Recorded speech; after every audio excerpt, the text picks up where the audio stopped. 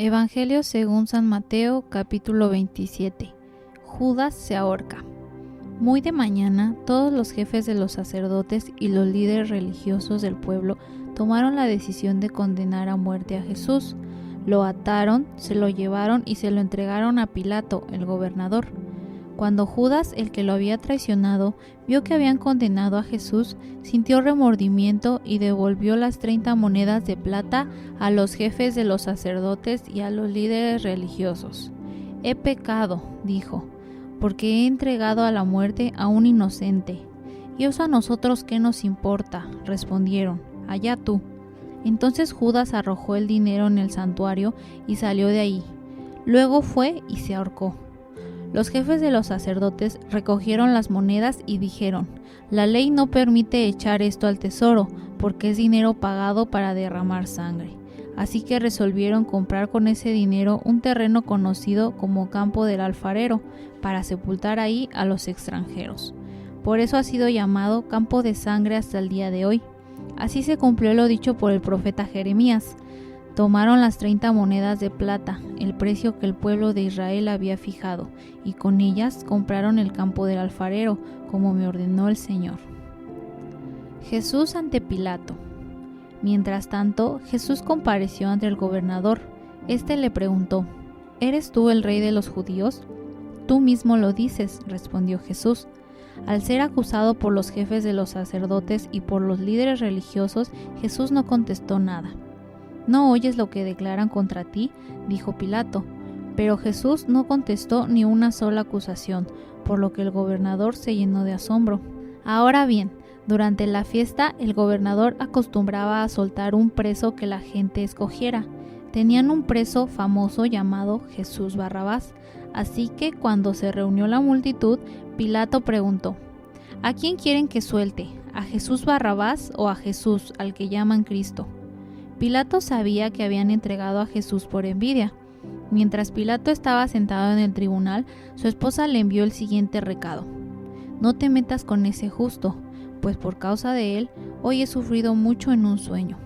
Pero los jefes de los sacerdotes y los líderes religiosos persuadieron a la multitud para que pidiera a Pilato soltar a Barrabás y ejecutar a Jesús. «¿A cuál de los dos quieren que suelte?», preguntó el gobernador. «A Barrabás», dijeron ellos. «¿Y qué voy a hacer con Jesús, al que llaman Cristo?», preguntó Pilato. «Crucifícalo», respondieron todos. Pero él dijo: «¿Por qué? ¿Qué crimen ha cometido?».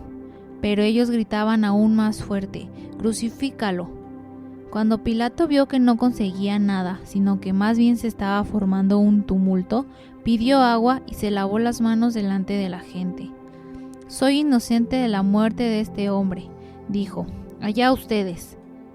«Que la culpa de su muerte caiga sobre nosotros y sobre nuestros hijos», contestó todo el pueblo. Entonces soltó a Barrabás, pero a Jesús lo mandó azotar y lo entregó para que lo crucificaran. Los soldados se burlan de Jesús. Los soldados del gobernador llevaron a Jesús al palacio y reunieron a toda la tropa alrededor de él. Le quitaron la ropa y le pusieron un manto color escarlata. Luego trenzaron una corona de espinas y se la colocaron en la cabeza. En la mano derecha le pusieron una vara. Arrodillándose delante de él, se burlaban diciendo: «¡Viva el rey de los judíos!». También lo escupían y con la vara golpeaban su cabeza.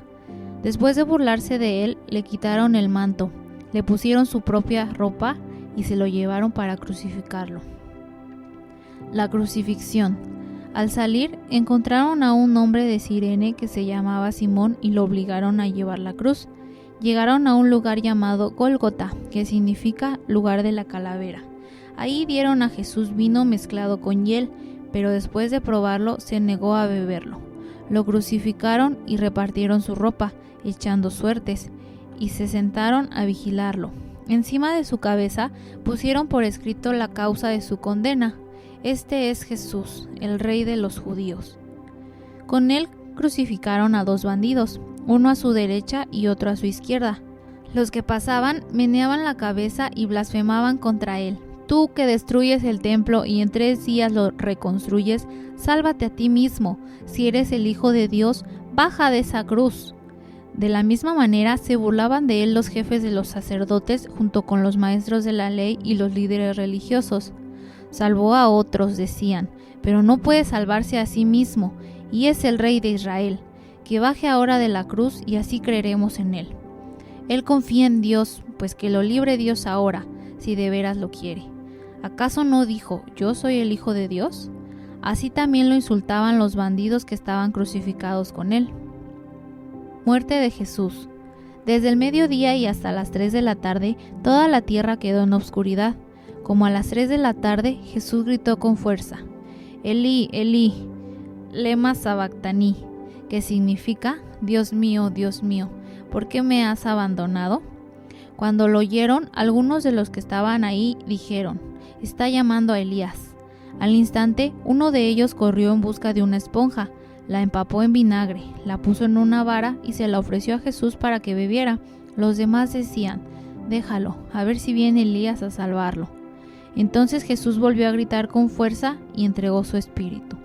En ese momento, la cortina del santuario del templo se rasgó en dos, de arriba a abajo. La tierra tembló y se partieron las rocas. Se abrieron los sepulcros y muchos creyentes que habían muerto resucitaron. Salieron de los sepulcros y después de la resurrección de Jesús entraron en la ciudad santa y se aparecieron a muchos. Cuando el centurión y los que con él estaban custodiando a Jesús vieron el terremoto y todo lo que había sucedido, quedaron aterrados y exclamaron, verdaderamente este era el Hijo de Dios. Estaban allí mirando desde lejos muchas mujeres que habían seguido a Jesús desde Galilea para servirle. Entre ellas se encontraba María Magdalena, María la madre de Santiago y de José, y también la madre de los hijos de Zebedeo.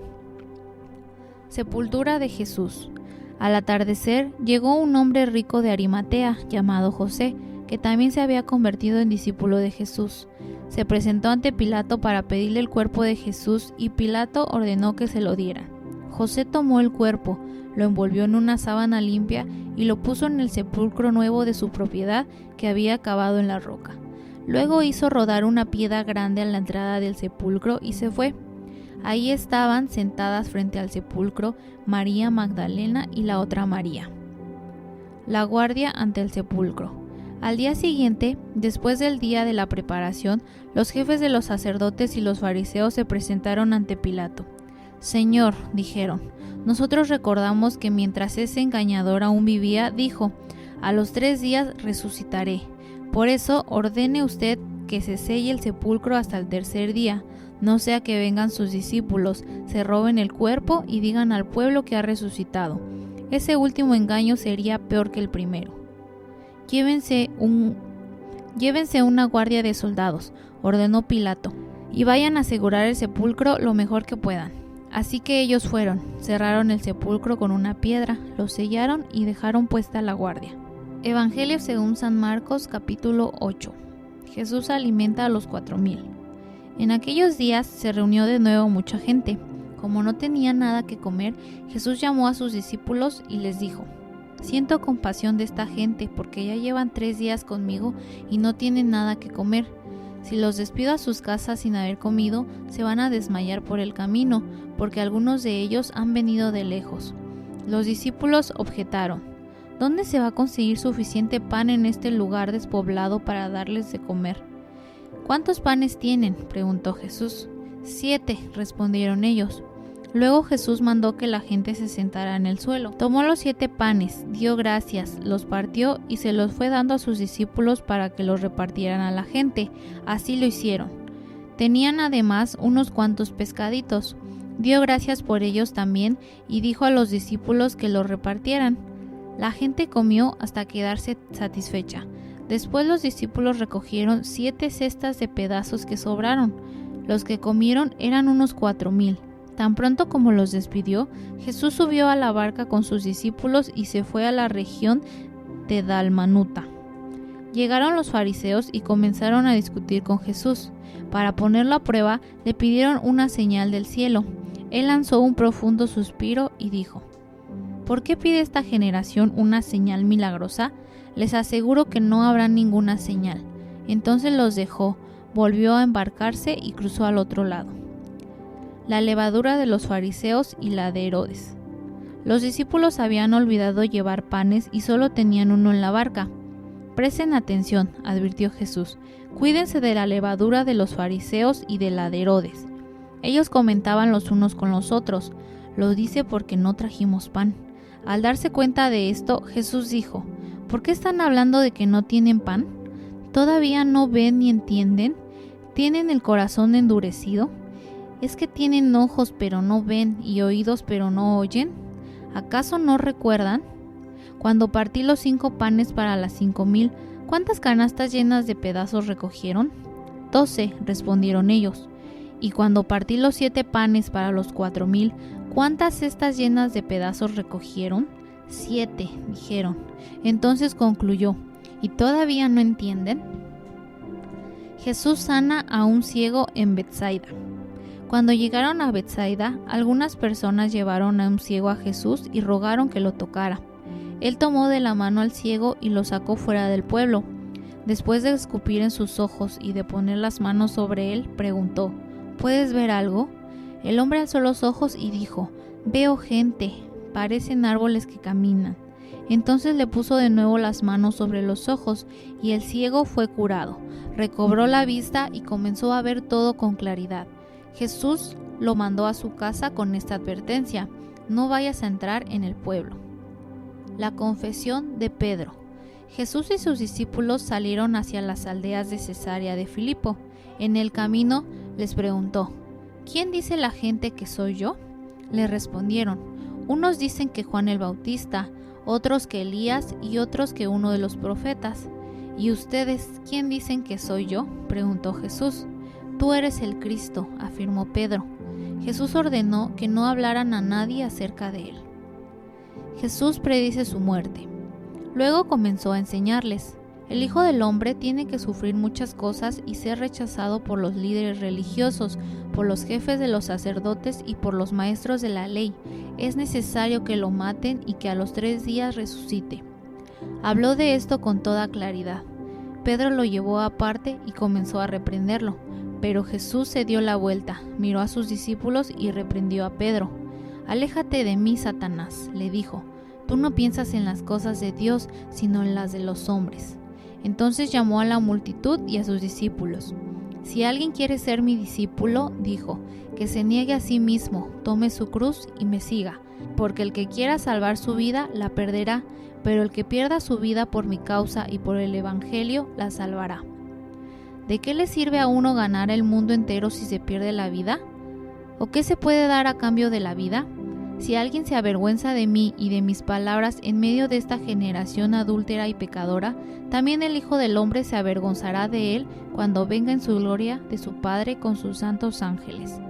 Evangelio según San Marcos, capítulo 9. Y añadió: les aseguro que algunos de los aquí presentes no sufrirán la muerte sin antes haber visto el reino de Dios llegar con poder. La transfiguración. 6 días después, Jesús tomó consigo a Pedro, a Santiago y a Juan y los llevó a una montaña alta donde estaban solos. Allí se transfiguró en presencia de ellos. Su ropa se volvió de un blanco resplandeciente como nadie en el mundo podría blanquearla. Y se les aparecieron Elías y Moisés, los cuales conversaban con Jesús. Tomando la palabra, Pedro dijo a Jesús: Rabí, qué bien que estemos aquí. Podemos levantar 3 albergues, uno para ti, otro para Moisés y otro para Elías. No sabía qué decir, porque todos estaban asustados. Entonces apareció una nube que los envolvió, de la cual salió una voz que dijo: Este es mi Hijo amado, escúchenlo. De repente, cuando miraron a su alrededor, ya no vieron a nadie más que a Jesús. Mientras bajaban de la montaña, Jesús ordenó que no contaran a nadie lo que habían visto hasta que el Hijo del Hombre se levantara de entre los muertos. Guardaron el secreto, pero discutían entre ellos qué significaría eso de levantarse de entre los muertos. ¿Por qué dicen los maestros de la ley que Elías tiene que venir primero?, le preguntaron. Sin duda, Elías ha de venir primero para restaurar todas las cosas, respondió Jesús. Entonces, ¿cómo es que está escrito que el Hijo del Hombre tiene que sufrir mucho y ser rechazado? Pues bien, les digo que Elías ya ha venido, y le hicieron todo lo que quisieron, tal como está escrito de él. Jesús sana a un muchacho endemoniado. Cuando llegaron a donde estaban los otros discípulos, vieron que a su alrededor había mucha gente y que los maestros de la ley discutían entre ellos. Tan pronto como la gente vio a Jesús, todos se sorprendieron y corrieron a saludarlo. ¿Qué están discutiendo con ellos?, preguntó. Maestro, respondió un hombre de entre la multitud, te he traído a mi hijo, pues está poseído por un espíritu que le ha quitado el habla. Cada vez que se apodera de él, lo derriba, echa espumarajos, cruje los dientes y se queda rígido. Pedí a tus discípulos que lo expulsaran, pero no lo lograron. ¡Ay, generación incrédula!, respondió Jesús. ¿Hasta cuándo tendré que estar con ustedes? ¿Hasta cuándo tendré que soportarlos? Tráiganme al muchacho. Así que se lo llevaron. Tan pronto como vio a Jesús, el espíritu sacudió de tal modo al muchacho que éste cayó al suelo y comenzó a revolcarse echando espumarajos. ¿Cuánto tiempo hace que le pasa esto?, le preguntó Jesús al padre. Desde que era niño, contestó. Muchas veces lo ha echado al fuego y al agua para matarlo. Si puedes hacer algo, ten compasión de nosotros y ayúdanos. Jesús dijo, ¿cómo que si puedo? Para el que cree, todo es posible. Sí creo, exclamó de inmediato el padre del muchacho. Ayúdame en mi falta de fe. Al ver Jesús que se agolpaba a mucha gente, reprendió al espíritu maligno.